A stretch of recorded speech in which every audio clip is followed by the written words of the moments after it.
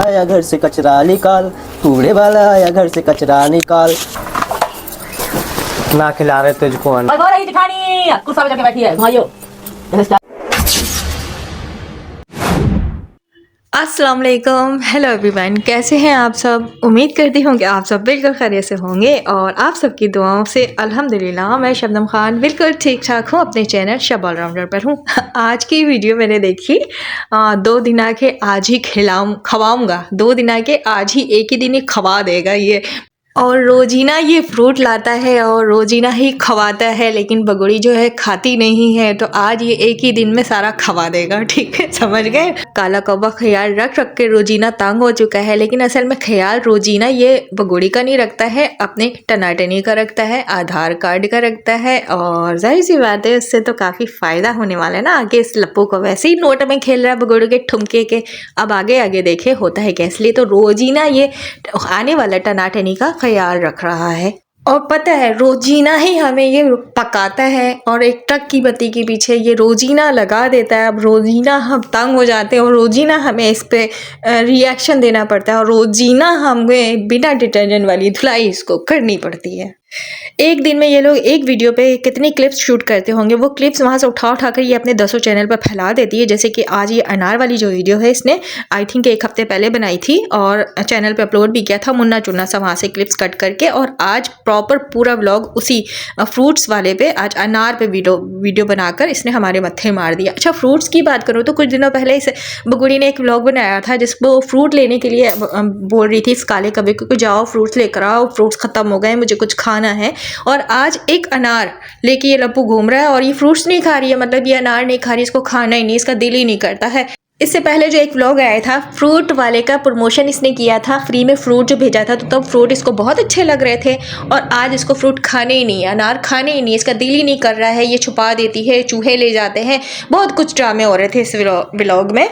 बात यह है कि लप्पू इस बगुड़ी में कंसिस्टेंसी कभी आ नहीं सकती क्योंकि ये चीज़ है नहीं इसमें। जैसे कि अभी तेरे साथ ये कंसिस्टेंसी से चल रही है, लेकिन पता है क्या, बड़ी मजबूरी है इसकी। ये किस मजबूरी से चल रही है ये बगुड़ी ही जान सकती है। जैसे कि इसने जो हैदर के साथ किया, जैसे कि इसने जाफ़र के साथ किया, जैसे कि इसने उन सब यारों के साथ किया जो इसके साथ रिलेशन में थे। रही बात तो काले कव्वे की, तो तुझे काले कव्वे को ना हायर किसने किया है, वो रामू काका ने किया, वो दलाल ने किया है। अब वो दलाल की इजाज़त नहीं है कि तू इसको छोड़ दे, या फिर ये बगुड़ी को इजाज़त नहीं है कि तुझे ये बगुड़ी छोड़ दे। ये जो ड्रामा चल रहा है ना, ये पूरा स्क्रिप्ट लिख कर दिया है रामू काका ने, उस दलाल ने। उस दलाल को इस बगुड़ी से बहुत बड़ा फ़ायदा मिलने वाला है। और बहुत बड़ा फ़ायदा क्या है, आगे चल के हो सकता है इस केस में अगर इंसाफ मिल जाए हैदर को तो ज़रूर सामने आएगा और हम भी इस पर बात ज़रूर करेंगे। बात बहुत बड़ी है, कुछ छोटी बात नहीं है। बात इतनी बड़ी है कि 4 बच्चे अभी तक डिपोर्ट नहीं किया। बात इतनी बड़ी है कि इस बगुड़ी पे केस होने के बावजूद भी ये आज़ाद घूम रही है। बात यह है कि इस पे कोई एक्शन लिया ही नहीं जा रहा। बात यह है कि अब तक कोर्ट गई नहीं है। बात यह है कि कोर्ट कहता है, यानी अदालत कहती है कि केस बहुत ज़्यादा है, उस पर मतलब टाइम लग सकता है।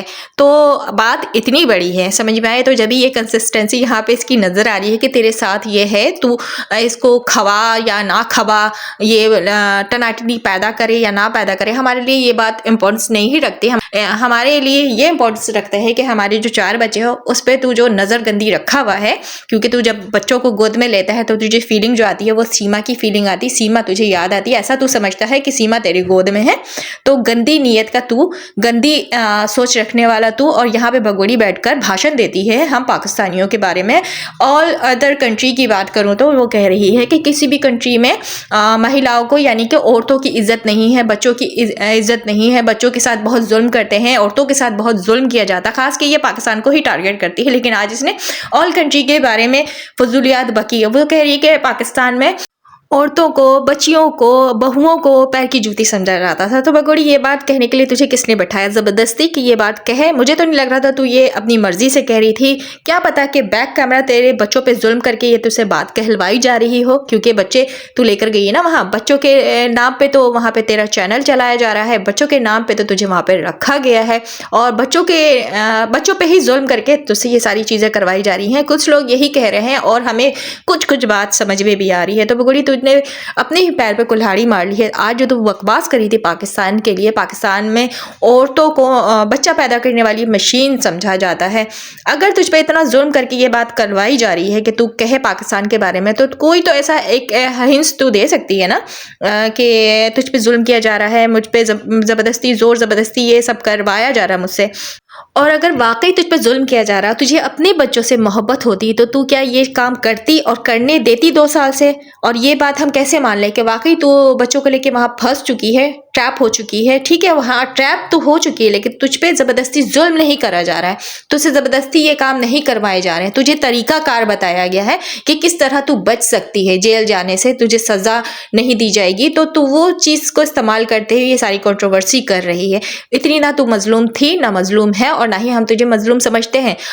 हाँ, बच्चे जो पाकिस्तानी हैं, जो हैदर के 4 बच्चे, वो ज़रूर फंस गए। उन बच्चों का इस्तेमाल ज़रूर किया जा रहा है, और इस्तेमाल करने वाली तू है, माँ जो कहलाती है ना। माँ वो चीज़ है जो बच्चों के लिए सायादार एक दरख्त होती है। लेकिन तू किस तरह की माँ है हमें समझ नहीं आता। तू फुल अय्याशी करी है वहाँ पे, जो चीज़ें हमें देखने को मिल रही है तू मुसलसल 2 सालों से हमें दिखा रही है। कभी ये तो नहीं दिखाया, कभी ये तो हिंस नहीं दिया, कभी ये मैसेज नहीं दिया किसी को भी। चाहे तो बहुत से ऐसे तरीके हैं कि तू बता सकती है कि तू यहाँ पे ट्रैप हो चुकी है, तू फंस गई है, तेरे 4 बच्चों पे जुल्म किया जा रहा है। उन 4 बच्चों की वजह से मैं ये सब करी, उन 4 बच्चों को बचाने के लिए मैं ये सब करी। कभी तो ये सारी चीज़ें नहीं आई सोशल मीडिया पे, क्योंकि यहाँ पे हम बहुत सी पॉइंट्स लेकर आते हैं, बारीक बारीक बातों को हम पकड़ते हैं। कभी तूने ये सारी चीज़ें नहीं की है, जबकि तू इतनी चालाक औरत है, अय्यार औरत है कि तू चाहे ना तो कुछ भी कर सकती है, अगर चाहे तो। अब तो तू चाहती नहीं है, तू ये चाहती नहीं कि ये चीज़ लोगों तक जाए कि मैं यहाँ पे फंसी हुई हूँ या बच्चों पे जुल्म किया जा रहा है, तो मैं मजबूर हो गई ये काम करी हूँ। तू नहीं चाहती, अगर चाहती तो ज़रूर कोई ना कोई तरीका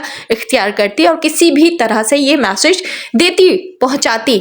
बट ये जो कंट्रोवर्सी अभी स्टार्ट हो चुकी है ना कि तुझ पे जुल्म किया जा रहा है, हमें फिर से ट्रक की बत्ती के पीछे लगाया जा रहा है कि तुझ पे हम आवाज़ नहीं उठाए, तेरी तरफ से हम आंख बंद कर ले। और आखिर ये मैसेज निकल कर आ रही है तो क्यों आ रही है? क्या तूने रीमा वालों को पैसे दिए हैं? क्या रीमा वालों से ये इन्फॉर्मेशन लीक करवा रही है कि तू बता जाकर वहाँ पाकिस्तानियों को, पाकिस्तान में ये मैसेज देना कि मैं यहाँ पे फंसी हुई हूँ, मुझ पर बच्चों के नाम पर जुल्म किया जा रहा है और मैं खुद नहीं करी, मुझसे करवाया जा रहा है। कहीं ये तेरा ही फैलाया हुआ जाल तो नहीं है कि तेरे इस जाल में आ जाए और तुझ पे आवाज़ उठाना, तुझ पे उंगलियां उठाना हम छोड़ दें? इसलिए उंगलियां उठाना हम छोड़ दें क्योंकि हम तुझ पे नज़र रखते हैं। तेरी एक एक पॉइंट्स पोल जो है वो लाकर हम खोल देते हैं, पॉइंट्स लाकर यहाँ रख देते हैं, जैसे कि केस में कुछ नहीं हो रहा। केस तूने एक तरह से ख़त्म ही करवा दिया। तेरे रामू काका है ना ये सारी चीज़ करने के लिए, तो अब तू चाह रही है कि जो वीडियोस की सूरत में तेरे यहाँ पे पोल खोले जाते हैं, हकीकत लाकर रखी जाती है, तो इस तरह मजलूम बन के मैं रीमा को या वहाँ पर ये बात पहुँचाऊँगी कि मुझ पर जुल्म किया जा रहा है, मुझ पर बातें नहीं बनाई जाए, मुझ पर वीडियो नहीं बनाई जाए, क्योंकि ऑलरेडी तू ट्रैप हो चुकी है।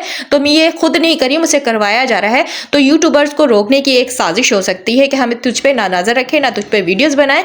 तो बात यह है कि हम यहाँ पे बिल्कुल भी उल्लू नहीं बनने वाले। अगर तुझ पे हम आवाज़ उठाते हैं ना, तो एक तरह से बताओ तो इस केस को हमने जिंदा रखा हुआ है आवाज़ उठाने की सूरत में। अगर हम तुझ पे आवाज़ उठाना छोड़ देंगे, फिर तू सबकी नज़रों से बच सकेगी, फिर वो काम कर सकेगी तो जो काम करने के लिए गई है। तो ये एक गेम है, ये एक प्लान के तहत बातें उड़ाई जा रही हैं और करवाई जा रही हैं कि इस भगोड़ी पे ज़्यादा नहीं बोले, इसे भगोड़ी ना बोले, इसे गालियाँ ना दे। खैर गालियाँ तो हम पाकिस्तानी नहीं देते, हम भगोड़ी इसलिए बोलते हैं कि इसका एक टैग लग चुका है, नाम सीमा लेना कोई पसंद नहीं करता, इसलिए भगोड़ी कहता है।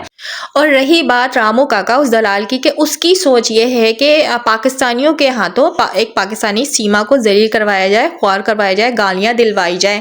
तो रही बात यह कि केस किसका है? पाकिस्तान का।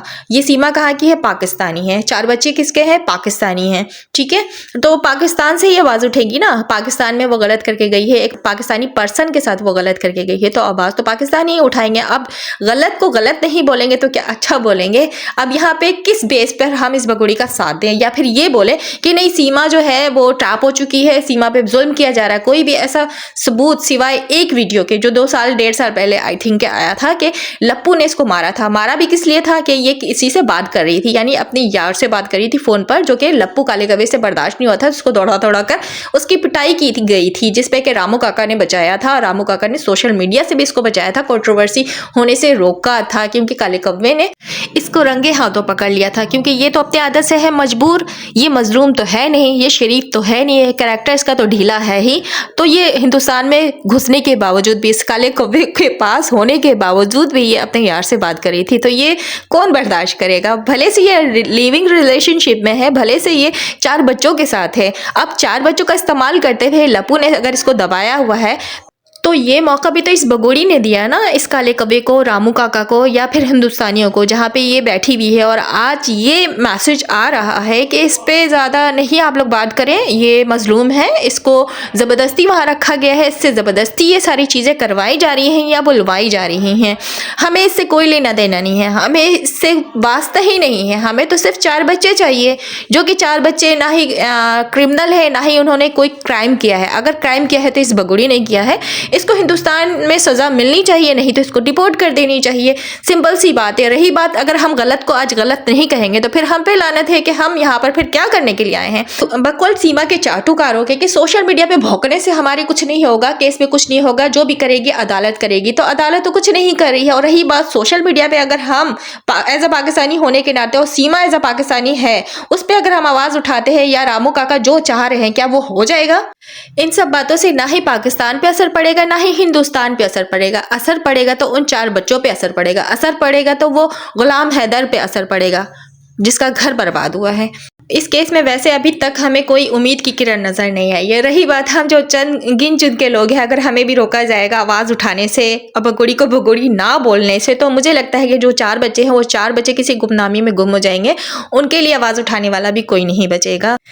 खैर, हमारे यहाँ आवाज़ उठाने या नहीं उठाने की बात नहीं है। अगर हम आवाज़ उठा रहे तो इससे अदालत फैसला तो नहीं देगी, लेकिन हाँ, क्या पता कि कोई एक वीडियो वहाँ तक पहुँच जाए जहाँ तक पहुँचनी चाहिए। क्या पता कि हमारी ये आवाज़ वहाँ तक पहुँच जाए जहाँ से इंसाफ मिलने की हम उम्मीद रखते हैं।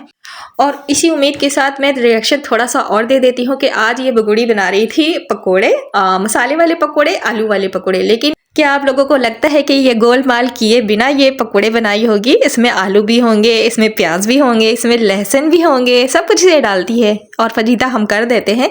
इसलिए पकोड़ी बनाते वक्त वीडियो थोड़ा दूर से बनाया गया था और अंजलि प्रेग्नेंट बैठी हुई थी और कैमरा खास कर उसकी तरफ मूव करने को ये बगोड़ी ने कहा था। खैर, पॉइंट तो मैंने रख दिया है आप लोगों को। आई होप कि आज का ये थोड़ा बहुत रिएक्शन जो मैंने दिया आप लोगों को पसंद आएगा, मेरी बातें आप लोगों को समझ आई होंगी। जल्दी से लाइक ठोक दीजिए, सब्सक्राइब कर दीजिए और दुआ में ज़रूर याद रखिएगा। अल्लाह हाफिज़।